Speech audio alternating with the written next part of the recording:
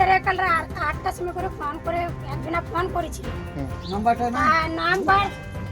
তো সেই ছেলেটা বলছে তোমার সাথে একটা কথা আছে। তো বলছে কি কথা? তো বলছে কি আছে তুমি এখানে বাইরে এসো, তা তুমি এই কথাটা একটা বলবো না? তো বলেছে না আমি বলবো না।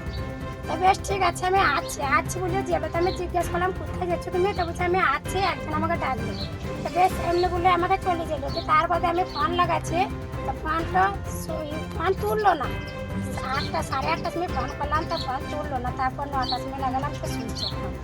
খোঁজাখুঁজি করেছিলেন রাত্রে? হ্যাঁ খোঁজাখুঁজি করেছিলাম। তারপরে আজকে সকালে কি দেখলেন? সকালে দেখছি তো মরা বেঁচে ছিল, ধুপ করছিল, পুরা মরেনি, ধুপ নিয়ে? করছিল।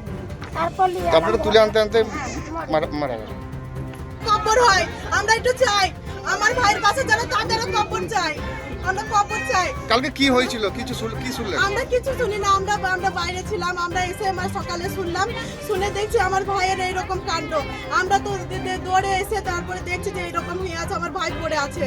তারপরে তখন সবাই যে মানে পুলিশকে জানায়। আপনাদের কি মনে হচ্ছে? কি আমাদের যে মার্ডার, এটা মার্ডার করা। আমার ভাই কিছু জানতো না, আমার ভাই নিশা ভাঙ করে না, কোনো কিছু করে না, মারধর জানে না, কোনো কিছু করে, কাঁচা আলে পা দিয়ে আয় না।